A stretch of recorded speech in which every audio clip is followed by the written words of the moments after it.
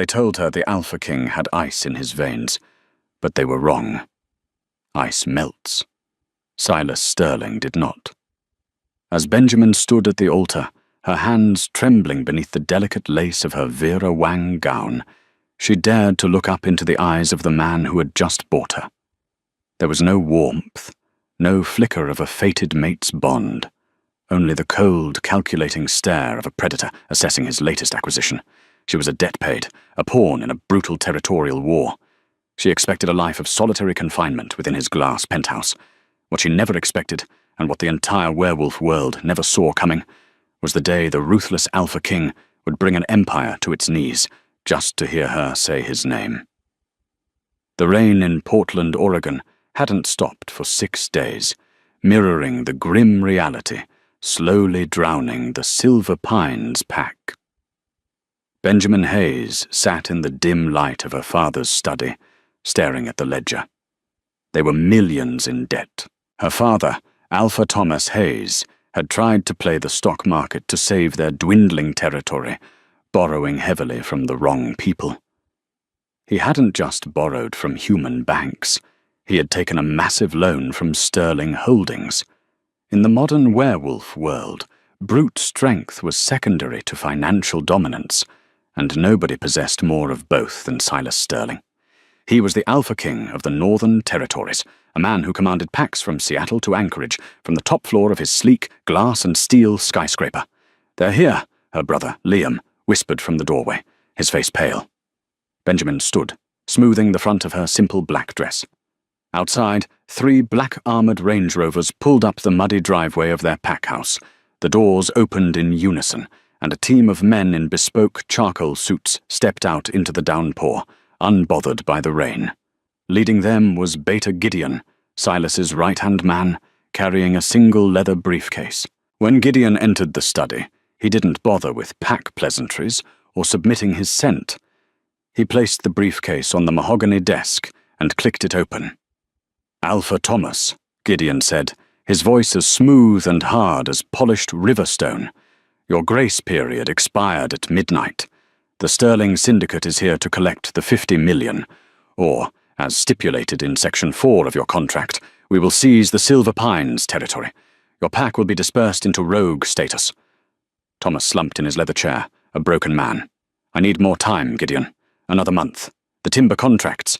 Mr. Sterling does not deal in hypothetical timber," Gideon interrupted, pulling out a sleek silver pen. "Sign the transfer of deeds." Benjamin watched her father's hands shake. If they lost the land, their pack, consisting of 300 families, would be homeless, hunted, and vulnerable. The elders would not survive a winter as rogues. She looked at the contract, then at Gideon. "There must be an alternative," Benjamin spoke up, her voice steady despite the frantic beating of her heart. Gideon paused, his sharp eyes sliding to Benjamin. He took in her defiant posture, the quiet strength radiating from her. "There is an addendum," Gideon noted, pulling a second, thinner folder from the briefcase. "Mr. Sterling is required by the High Council to take a lunar before his 32nd birthday next week, lest he face political sanctions. He has no time to court, nor does he care to. He requires a pure-blood alpha-born female to sign a lifetime marriage contract. Full submission, absolute public loyalty. In exchange, the Silver Pines debt is forgiven, and the land remains yours in a protected trust," Thomas gasped. "You want my daughter to marry that monster? He killed the alpha of the Crescent Pack with his bare hands last year. He has no soul." "I want nothing, Thomas. Mr. Sterling wants an efficient solution," Gideon corrected coldly. "The choice is yours. Sign over the pack, or sign over the girl." Benjamin didn't hesitate. She stepped forward, ignoring her father's desperate pleas. She took the silver pen from Gideon's hand. "Where do I sign?" The private helicopter landed on the rooftop pad of the Sterling Tower in downtown Seattle. Benjamin stepped out into the biting wind, her meager belongings packed into 2 leather duffel bags. She hadn't spoken a word since signing her life away. She was escorted down a private elevator that required retinal scans, descending into the top-floor penthouse. It was a sprawling, sterile monument to wealth and power. Floor-to-ceiling windows offered a breathtaking, dizzying view of the Puget Sound, but inside, the decor was all slate, black marble, and cold leather. There were no photographs, no signs of life. "Wait here," Gideon instructed, leaving her in the massive living room. 10 minutes later, the double oak doors to the Home Office opened. Silas Sterling walked in. Benjamin's breath hitched. The rumors hadn't done him justice. Silas was intimidatingly tall, broad-shouldered, and dressed in a tailored Tom Ford suit that clung to his muscular frame. His dark hair was meticulously styled, but it was his eyes that froze her in place, a piercing, icy blue that seemed to look right through her flesh and into her marrow. His aura was suffocating, a heavy, dominant alpha pressure that forced the air from her lungs. Her inner wolf whined, instinctively wanting to bare its neck in submission. Benjamin stubbornly locked her knees to stay standing. Silas walked over to the wet bar, poured 2 fingers of Macallan 18, and took a slow sip before even acknowledging her presence. "Benjamin Hayes," he finally said. His voice was a deep, gravelly baritone that vibrated through the floorboards.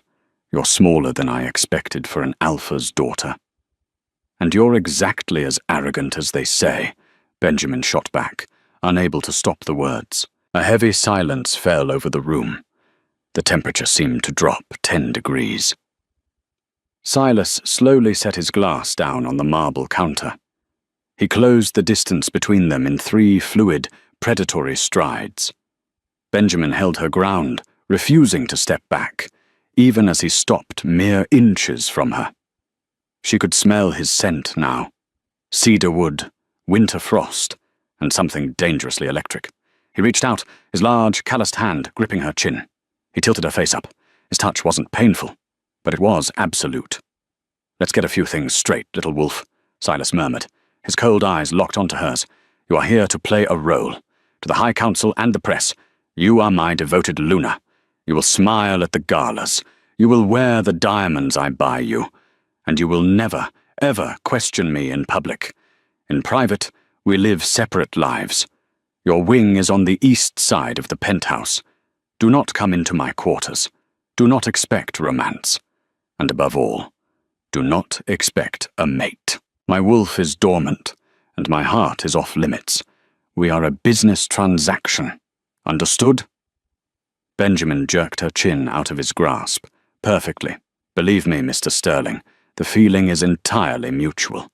I sold my freedom to save my family, not to warm your bed." A flicker of something, surprise, perhaps, or irritation, flashed in Silas's icy eyes, but it was gone in an instant. "Good. Gideon will give you my black Amex. Buy whatever you need for the Belmont Gala on Friday. You represent the Sterling name now. Try not to look like a charity case." With that, he turned and walked back into his office, leaving Benjamin alone in the deafening silence of her new, gilded cage. The Belmont Gala was held at the Seattle Art Museum, a playground for the Pacific Northwest's elite, both human and werewolf. For the humans, it was a high society charity event. For the wolves, it was a political battlefield.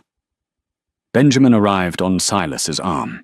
She wore a stunning, floor-length, emerald green silk gown that hugged her curves, her hair swept up to reveal a delicate diamond collar necklace, a gift from her new husband. Silas was a wall of silent intimidation beside her.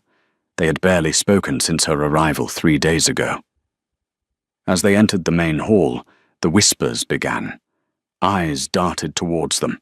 The Alpha King had finally taken a bride, and the predatory society was eager to tear her apart. Silas immediately abandoned her near a champagne tower to speak with a group of Russian alphas regarding a shipping port dispute, leaving Benjamin entirely unguarded. It didn't take long for the vultures to circle.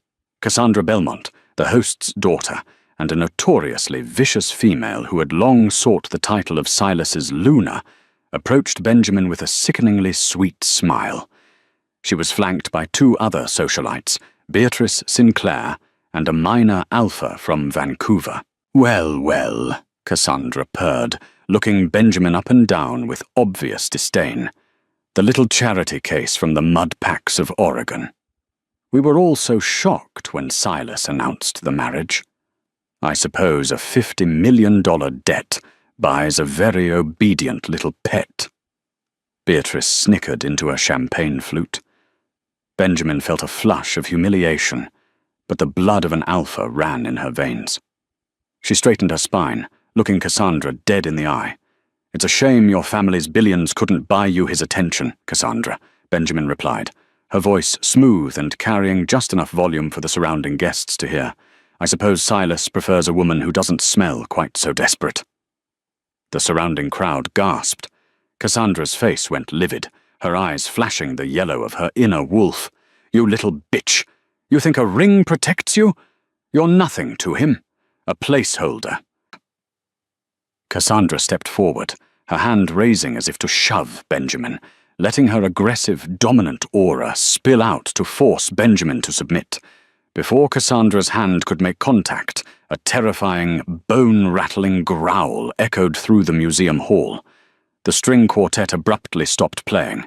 The human guests looked around in confusion, but the wolves in the room instantly froze, the blood draining from their faces. Suddenly, a heavy, possessive arm wrapped around Benjamin's waist, pulling her flush against a rock-hard chest. The scent of winter frost and cedarwood enveloped her. Silas stood behind her. His eyes were no longer human blue. They were pitch black, his fangs subtly elongated. The raw, unadulterated power rolling off him forced Cassandra and her friends to their knees in immediate, involuntary submission. "Is there a problem here, Cassandra?" Silas asked. His voice was a quiet, lethal whisper that carried across the dead-silent room. "No, Alpha King," Cassandra stammered, trembling on the marble floor. "We were just welcoming your Luna." "My wife does not require your welcome," Silas said, his arm tightening around Benjamin's waist in a grip that bordered on desperate. Benjamin could feel his heart hammering against her back. "If you or anyone else in this room ever speaks to her with anything less than absolute reverence, I will personally tear your pack apart, piece by piece. Do I make myself clear?" "Yes, Alpha," the entire room murmured in unison. Silas turned Benjamin around, ignoring the stares. His black eyes searched her face, his thumb instinctively brushing a stray curl away from her cheek. For a split second, the cold billionaire was gone, replaced by a wildly territorial wolf who had just seen his mate threatened. "Are you hurt?" he demanded quietly. "No," Benjamin whispered, staring up at him in shock. "I had it handled." Silas's jaw clenched. The darkness in his eyes slowly faded back to icy blue, and the cold mask slammed back into place. He immediately dropped his hand from her waist, taking a step back as if her touch burned him. "See that you do next time," he said coldly, smoothing his tie. "I won't always be around to manage your petty social squabbles." He walked away, but Benjamin wasn't fooled. She had felt the frantic thud of his heart. She had felt the possessive heat of his hand. Silas Sterling was terrified, not of Cassandra, but of the crack that had just formed in his own impenetrable ice. The tension in the penthouse over the next 3 weeks was thick enough to choke on. True to his word, Silas avoided Benjamin completely. He left for the Sterling Tower executive offices before she woke and returned long after she had retired to her quarters. The media, however, painted a different picture. Splashed across the front pages of the Seattle Times and supernatural tabloids were carefully orchestrated paparazzi shots. Silas holding an umbrella over her in the rain, Silas guiding her into a private booth at Canlis, Silas's hand resting territorially on her lower back. It was a flawless performance. But the moment the penthouse doors closed, the Alpha King turned to ice, walking away without a backward glance. Benjamin spent her days managing the Silver Pines financial restructuring from her laptop, ensuring her father's debt was truly erased. Yet the isolation gnawed at her. Her inner wolf was restless, pacing at the edges of her consciousness, yearning for the scent of cedarwood and winter frost that she forcefully tried to ignore. One evening, a violent Pacific storm rolled in, knocking out the power grid for the entire downtown sector. The backup generators in the Sterling Tower hummed to life, casting the penthouse in dim emergency amber light. Benjamin, unable to sleep with the thunder rattling the floor-to-ceiling windows, wandered out of her room to get a glass of water. As she passed the heavy oak doors of the West Wing, Silas's strictly forbidden quarters, she heard a sound that froze the blood in her veins. It was a low, agonizing groan, the sound of a powerful predator in unbearable pain. Benjamin hesitated. "Do not come into my quarters," he had warned her. But the alpha instinct to protect Pack, and legally, Silas was her Pack now, overrode her fear. She pushed the heavy door open. The master suite was massive, but it looked like a war zone. Furniture was overturned, deep claw marks shredded the Persian rugs, and the scent of raw, bleeding iron filled the air. Silas was on his hands and knees in the center of the room, shirtless, his muscular back heaving. Black, necrotic-looking veins webbed up his spine, glowing faintly in the dim light. It wasn't a normal injury. It was dark magic, a wolfsbane-laced silver poisoning that should have killed any normal werewolf in minutes. "Get out!" Silas snarled. His voice distorted, half man, half beast. His eyes flashed from icy blue to pitch black. "Benjamin, run! I can't control it." Benjamin didn't run. She dropped her glass, ignoring the shards, and rushed to his side. "Silas, what is this? What's happening to you?" "The Rothman Syndicate," Beta Gideon's voice came from the shadows of the balcony, his suit drenched from the rain. He stepped inside, holding a medical kit. 5 years ago, during the hostile takeover of the Rothman territories in Chicago, they couldn't beat him in the boardroom, so they hired a blood witch. The curse forces his inner wolf to attack his own nervous system every full moon. That's why his wolf is dormant. He locks the beast away to survive, but it's killing him. Benjamin stared at Silas, who was trembling violently, fighting a war inside his own body just to keep from tearing her apart. The ruthless billionaire, the cold Alpha King, was enduring chronic, torturous agony in absolute silence, so his enemies wouldn't sense a weakness. "Why didn't you tell me?" Benjamin whispered, dropping to her knees beside him. "Because," Silas ground out, his jaw clenched so tight a muscle ticked in his cheek, "you are a liability. If they know you are mine, they will use you to break me." "Mine." The word echoed in the quiet room. Before Benjamin could process it, Silas let out a deafening roar as the curse surged. His massive hand lashed out, not to strike her, but to grip her wrist in a desperate plea for an anchor. The moment his skin touched hers, a blinding shockwave ripped through the room. The shockwave wasn't magic. It was the raw, unadulterated snap of a fated mate bond locking into place. The moment Silas's feverish skin met Benjamin's, the black veins on his back stopped spreading. Benjamin's inner wolf, which had been subdued since her arrival, surged forward with a ferocious, protective roar. A warm, golden light seemed to radiate from where their hands connected, pushing back the dark taint of the curse. Silas gasped, his icy blue eyes widening in absolute shock as the agony immediately began to recede. He stared at Benjamin, his chest heaving, smelling the sweet, undeniable scent of his true mate, a scent he had convinced himself he would never find. "You," Silas breathed, the realization shattering his carefully constructed mask. "You're my mate." Benjamin was trembling, overwhelmed by the sudden rush of emotions flooding her mind through their newly opened bond. She felt his past pain, his intense fear of losing control, and beneath it all, a terrifyingly deep, possessive love that he had been suppressing since the day she walked into his office. "Why did you hide it?" Benjamin demanded, tears stinging her eyes. "To keep you alive," Gideon interrupted grimly, stepping forward. "Alpha, we don't have time for this. The perimeter has been breached." The emergency lights flickered and died, plunging the penthouse into total darkness. "The Vanguard Group," Silas said, his voice instantly dropping the vulnerability, snapping back into the lethal Alpha King. He stood up, pulling Benjamin behind him. His body was already healing, fueled by the strength of the mate bond. They knew about the curse. They timed the power grid failure with the full moon, hoping I'd be paralyzed. Glass shattered in the living room.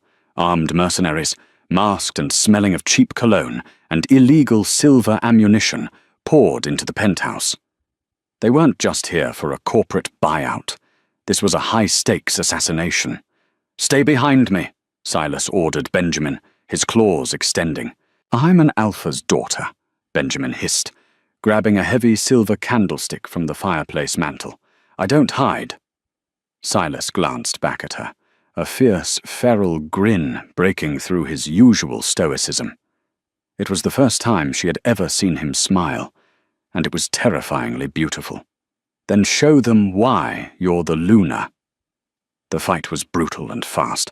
Silas moved like a shadow, a blur of lethal precision, snapping bones and tossing heavily armed men across the room as if they were rag dolls.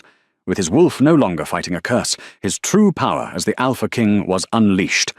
Benjamin held her own, using her agility to dodge a mercenary who lunged at her with a silver-laced dagger.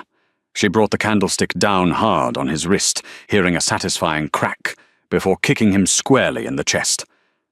Suddenly a gunshot rang out. Benjamin spun around. A sniper had positioned himself on the adjacent high-rise, firing straight through the broken penthouse windows. Silas, distracted by two attackers, didn't see the silver bullet tearing through the air toward his blind spot. "Silas!" Benjamin screamed. Without thinking, she threw herself in front of him. The bullet grazed her shoulder, tearing through her silk nightgown and burning her skin with the toxic bite of silver. She cried out, collapsing against the marble floor. Time stopped. Silas dropped the mercenary he was holding. He looked at the blood blooming on Benjamin's shoulder.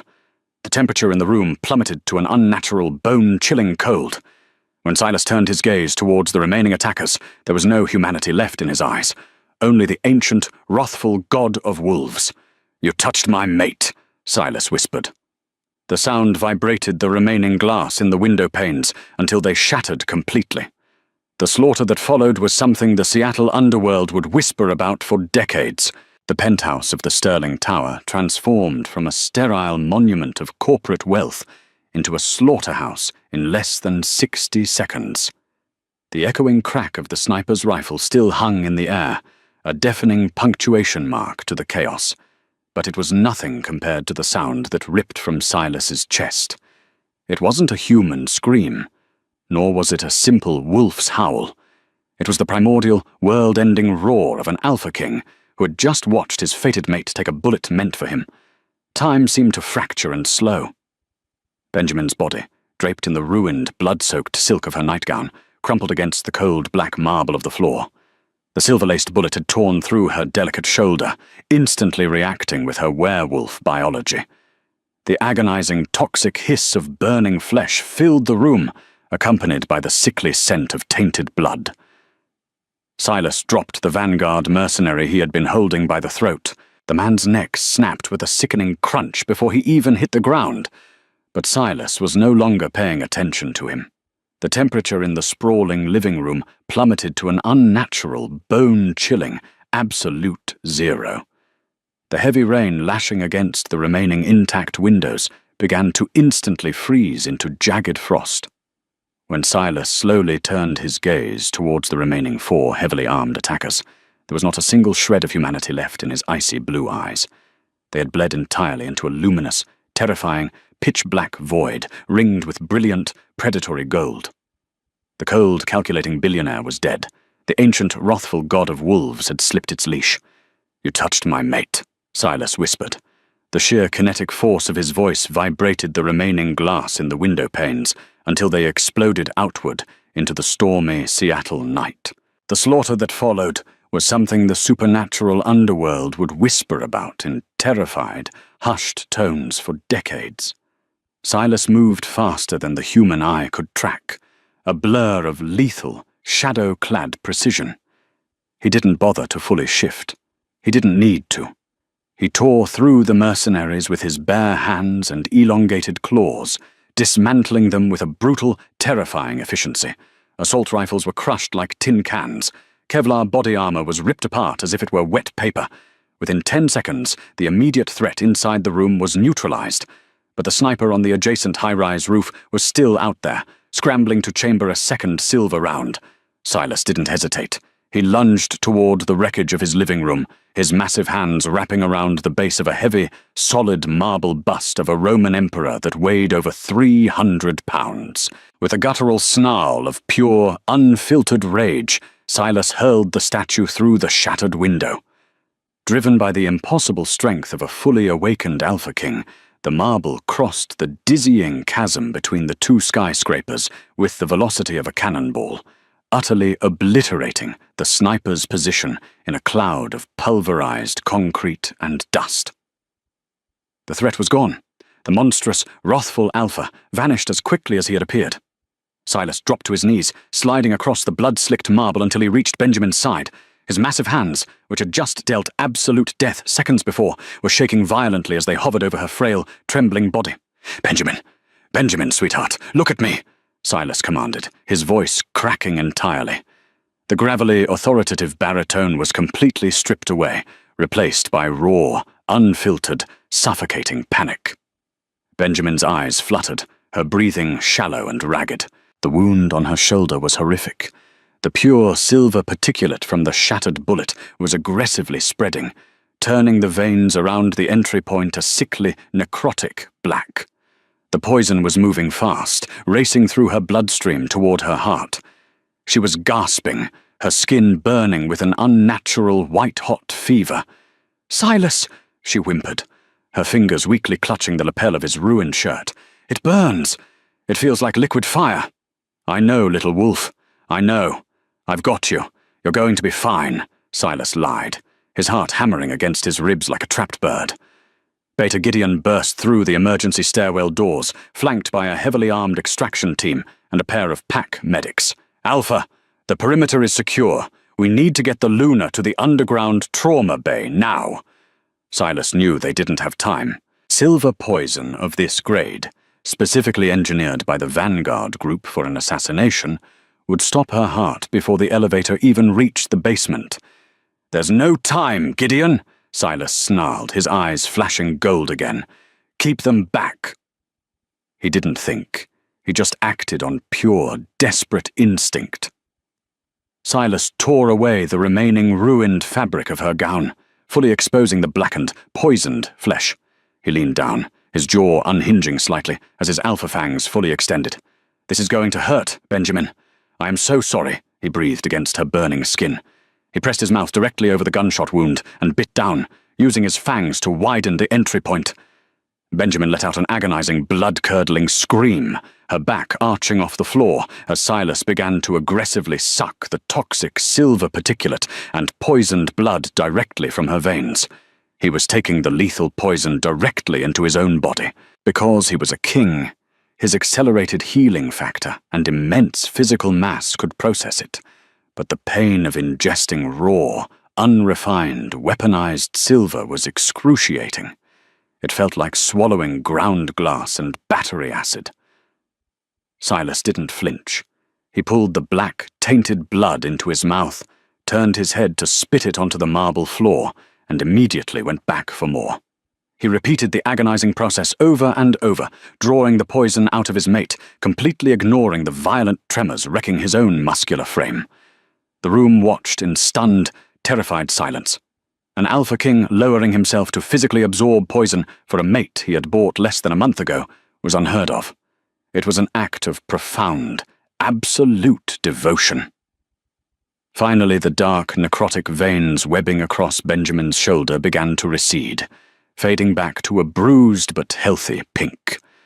Her agonizing screams subsided into exhausted, shallow pants, and she slipped into unconsciousness. Silas sat back on his heels, his chest heaving. He was terrifyingly pale, his mouth and chin stained with silver-tainted blood.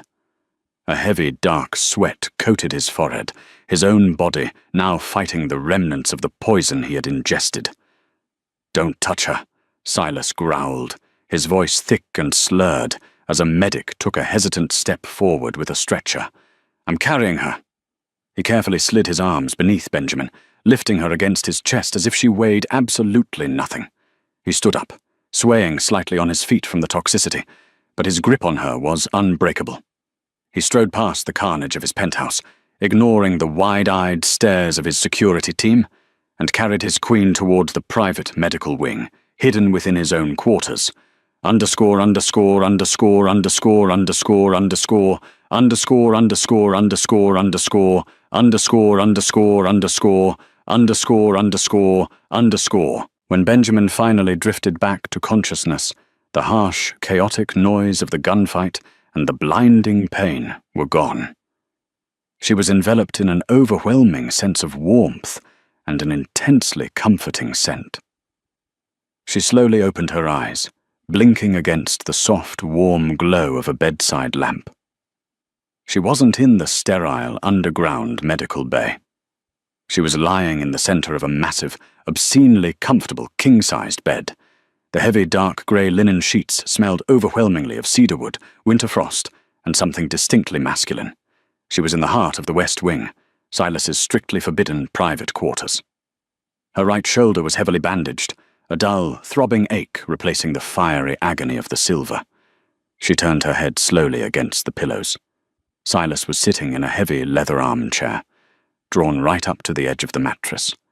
He had discarded his ruined, blood-soaked suit and wore only a pair of dark, low-slung sweatpants. His broad chest and heavy shoulders were bare, showcasing a torso littered with old, faded battle scars. The terrifying, glowing black veins from the Rothman blood curse were completely gone, permanently erased by the snap of their mate bond. But Silas still looked utterly exhausted. He was leaning forward, his elbows resting on his knees, his face buried deep in his large hands. "You look terrible," Benjamin croaked, her throat bone dry. Silas's head snapped up so fast it was a blur. The sheer, unadulterated relief that washed over his sharp, handsome features was so profound it stole the breath from Benjamin's lungs. In a fraction of a second, he was off the chair and sitting on the edge of the bed, his large, calloused hands, gently, almost reverently, cupping her face. "You foolish, reckless, beautiful, maddening girl," he breathed, his thumbs delicately tracing the curve of her cheekbones, as if assuring himself she was truly real and alive. "You threw yourself in front of a weaponized silver bullet for a man who bought you to settle a corporate ledger. What were you thinking?" "You were distracted," Benjamin murmured, instinctively leaning into the warmth of his touch. The mate bond between them was fully awake now, humming with a warm, golden current that connected their very souls.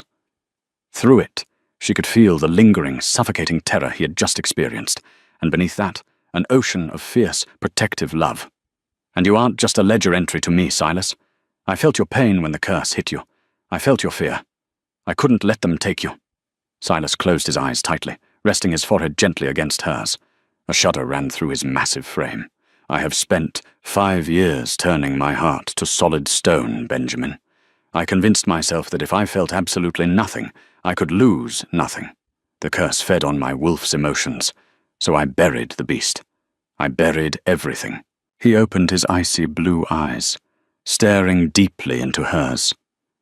"But the second you signed that contract in your father's study, my wolf woke up. He knew instantly. You were mine. I fought it because I was terrified of this exact moment. I was terrified of my enemies, realizing that I finally had a weakness. I am an alpha's daughter," Benjamin reminded him fiercely. She lifted her uninjured arm, placing her hand flat over his racing heart. "I am not a liability, Silas. I am not your weakness. I am your mate. I am your Luna. And whoever let those men into this building is going to find out exactly what happens when you corner a queen." Silas pulled back slightly, a dark, lethal, calculating gleam replacing the vulnerability in his eyes. The Alpha King was returning. "You're right. The Vanguard mercenaries didn't blow through the outer walls. They took the private elevator. The biometric wards were lowered from the inside. They had exact security codes that bypass the entire building's mainframe. There is a traitor in my inner circle." Benjamin sat up slowly, wincing slightly as her muscles pulled. "Who has that level of absolute clearance?" "Only 2 people, Silas stated, his jaw tightening until a muscle ticked in his cheek.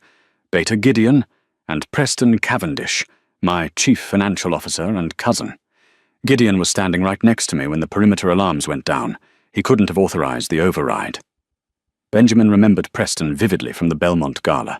He was a slick, overly charismatic, overly polished wolf who had looked at Silas with a mixture of forced deference and deeply hidden envy. He doesn't just want your wealth, Silas, Benjamin realized, the puzzle pieces snapping together. He wants the crown. He wants the entire Northern Territory. He wants to be king, Silas corrected, his voice dropping to a dangerous, deadly whisper as he stood up from the bed. He looked down at his mate, the golden ring in his eyes flashing with the promise of absolute retribution. And tomorrow morning, at the emergency board meeting, we are going to give my dear cousin a show he will never, ever forget. The morning after the Vanguard attack broke over Seattle, not with sunlight, but with a relentless, bruising storm. The rain lashed against the temporary reinforced glass of the penthouse, mirroring the volatile energy vibrating within its walls. Benjamin stood before the floor-to-ceiling mirror in the master suite, her movements stiff but steady. The gunshot wound on her shoulder throbbed with a dull, heavy ache, the edges of the newly healed skin pulling tight, but the toxic, burning spread of the silver was entirely gone.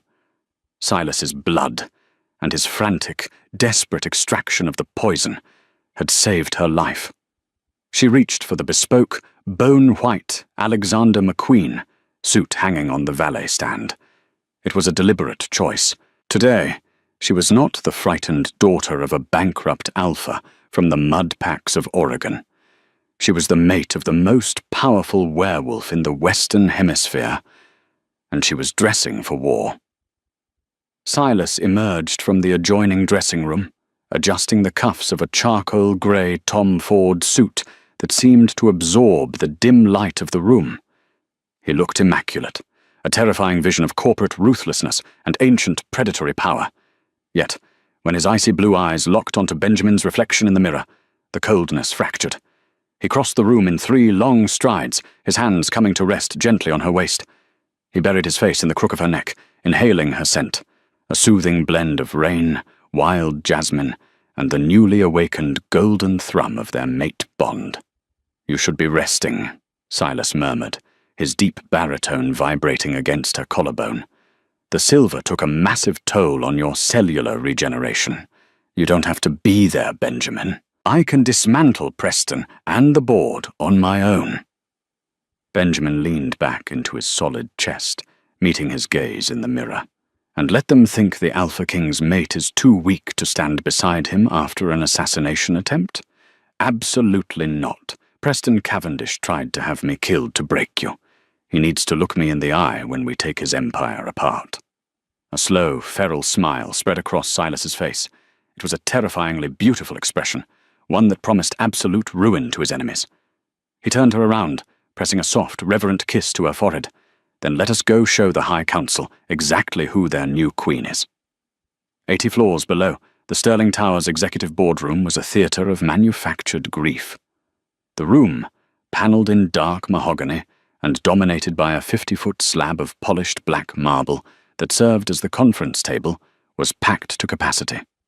The entire High Council of the Northern Territories had answered the emergency summons. Alpha Gregory Hale of the Yukon Pack sat with his arms crossed, his weathered face grim.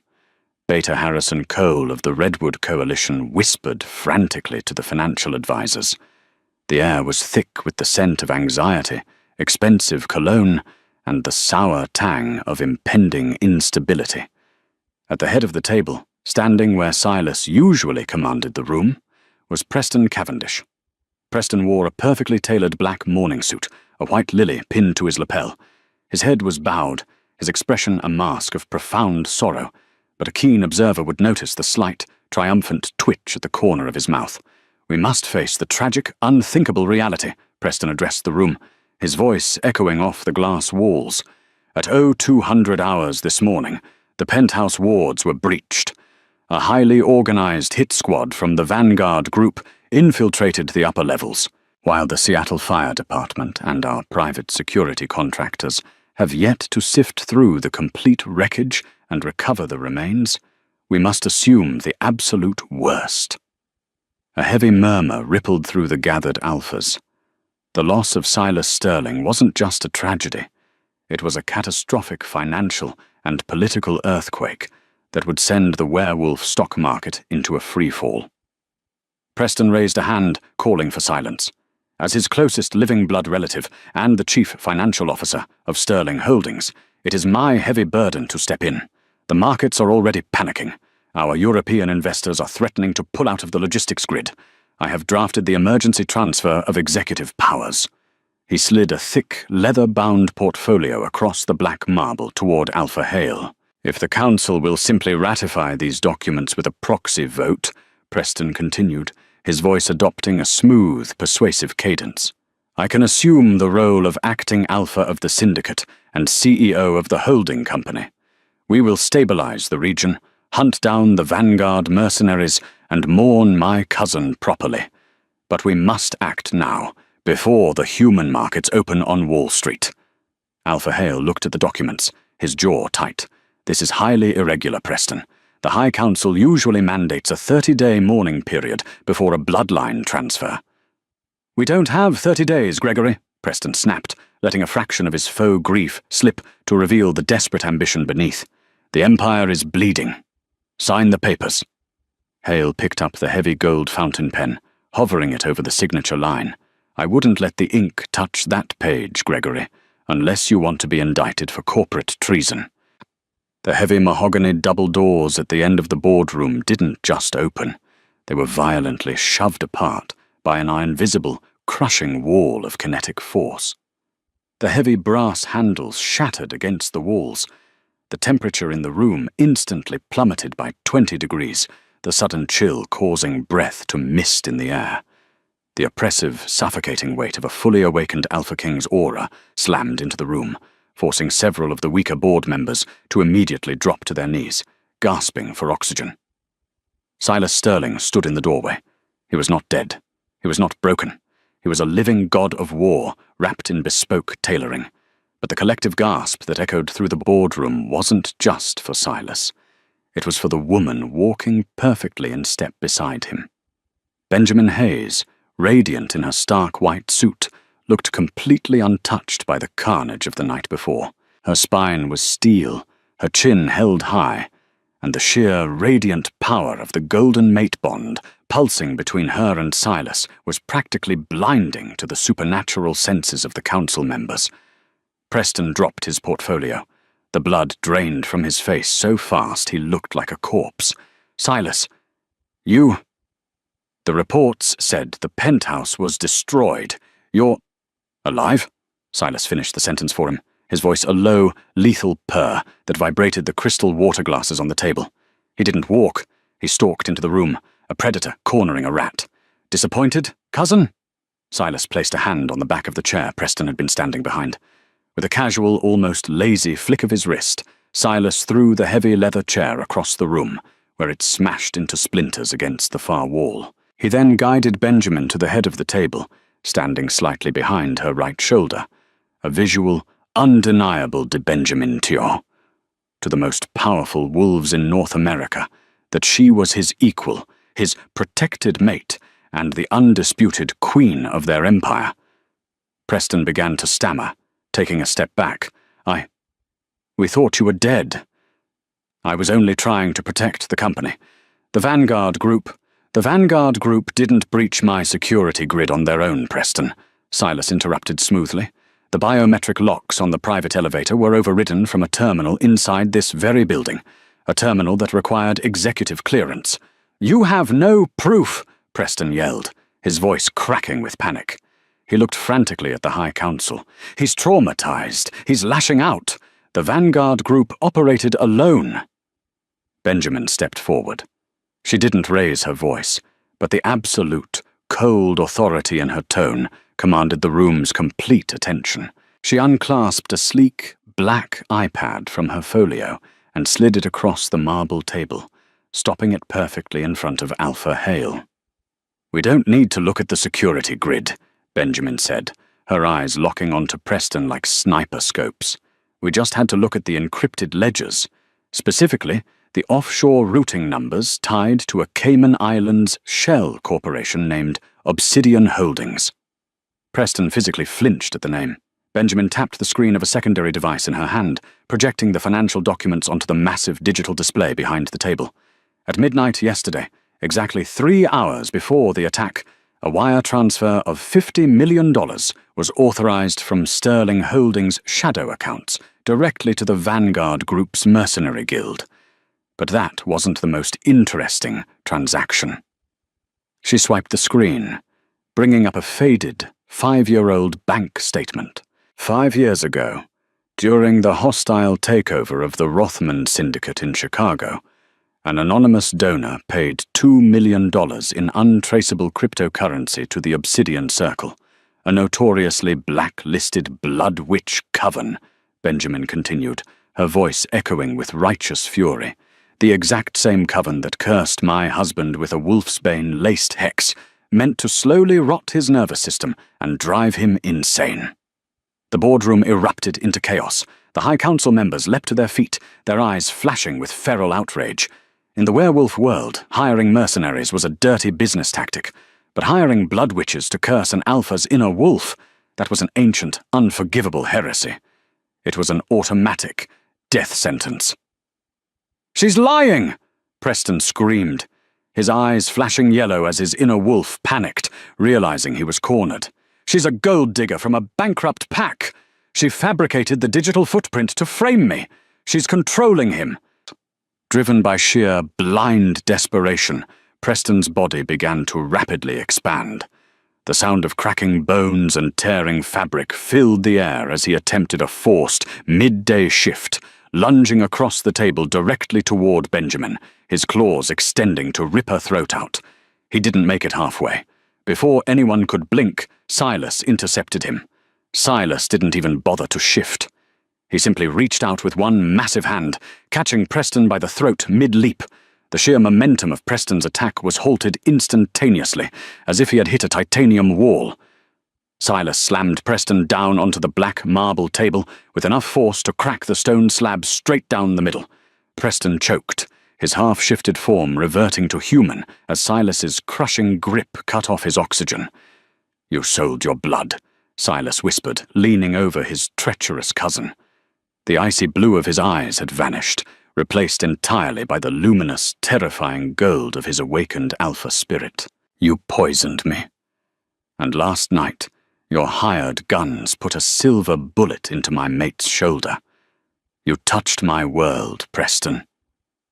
"Silas, please. We're family," Preston wheezed, tears of absolute terror streaming down his face. "Not anymore." Silas's voice was devoid of all emotion. It was the voice of an executioner. "By the laws of the High Council and the blood rights of the Northern Territories, I strip you of your rank. I strip you of your titles. I strip you of the Sterling name. You are hereby declared a rogue, excommunicated from the protection of the pack." Silas released his grip, letting Preston gasp for air, only to motion to Beta Gideon, who had been standing silently by the doors the entire time. "Take him to the Vanguard border," Silas ordered coldly. "Drop him in the mud without a dime to his name. Let's see how long the mercenaries let him live now that his bank accounts are frozen and he has no empire to hand them." Gideon hauled the sobbing, broken man off the table and dragged him out of the boardroom. The heavy doors clicked shut, plunging the room into a deafening silence. Silas turned his gaze back to the High Council. The alphas and betas, men and women of immense power and wealth, immediately averted their eyes, submitting to the overwhelming dominance radiating from him. "Let this be the final, unequivocal warning to anyone who questions the stability of my empire, or the absolute authority of my Luna," Silas declared, his voice ringing through the room. "Benjamin Hayes is not a debt settled. She is the Queen of the Northern Territories. An attack on her is an act of war against the entire Sterling Syndicate. Do I make myself perfectly clear?" "Yes, Alpha King," the entire board echoed in unison, bowing their heads in deep, genuine reverence. _____________, Underscore, underscore, underscore, underscore, underscore, underscore, underscore, underscore, underscore, underscore, underscore, underscore. Hours later, the violent storm finally broke, leaving the Seattle skyline washed in the breathtaking, bruised hues of a Pacific sunset. Benjamin stood on the balcony of the restored penthouse, a steaming cup of Earl Grey tea in her hands, watching the city glow in the aftermath. The glass had been replaced, the blood scrubbed from the marble, but the space felt different now. It was no longer a gilded cage. It was a home. She felt the familiar, comforting heat of Silas's chest as he stepped out onto the balcony behind her. He wrapped his strong arm securely around her waist, pulling her back flush against him. He buried his face in her hair, breathing her in, completely at peace. For the first time in 5 long, agonizing years. Beta Gideon just confirmed, Silas murmured against her ear. Preston has been deposited at the border, and I just finished a call with your father. Benjamin turned slightly in his arms, looking up at him. Is he all right? The Vanguard didn't target Silver Pines, did they? No, they wouldn't dare, Silas replied, a rare, genuine smile breaking across his sharp features. I called to tell him that Sterling Holdings is fully acquiring the Silver Pines debt, and then immediately dissolving it. Furthermore, we are wiring $20 million into a protected trust to build a state-of-the-art, sustainable lumber mill on your Pax land. The Hayes family will never struggle again. They are under the Crown's protecting junction now. Benjamin's breath hitched, tears springing to her eyes. She rested her hands flat against the solid wall of his chest, feeling the steady, powerful rhythm of his heart. You didn't have to do all that, Silas. You already saved my life last night. I bought you for $50 million, little wolf, Silas teased softly, his eyes sparkling with an ocean of devotion and a fierce, burning love. He leaned down, his lips brushing gently against hers, the mate bond singing a triumphant melody between them. It turns out, you were the absolute bargain of a lifetime. As he kissed her, sealing their bond under the fading twilight sky, Benjamin knew the rumors were finally right. The Alpha King had ice in his veins, but she was the fire that had melted it all away, claiming not just his impenetrable empire, but his heart, forever. And that is the incredible, heart-stopping story of Benjamin and Silas. What started as a cold, ruthless business transaction turned into a legendary romance that shook the very foundations of the werewolf underworld. It just goes to show that true love and the bond of fated mates cannot be bought, sold, or buried beneath the ice of an Alpha King's broken past. Silas thought he was buying a pawn, but instead he found the queen who would save his life and melt his frozen heart. If you loved this story of power, betrayal, and undeniable romance, hit that like button right now. Don't forget to share this video with your friends who love a good enemies to lovers werewolf drama, and make sure to subscribe to the channel for more epic, real-life inspired supernatural stories every single week. Let me know in the comments, would you have signed the contract to save your family? See you in the next video.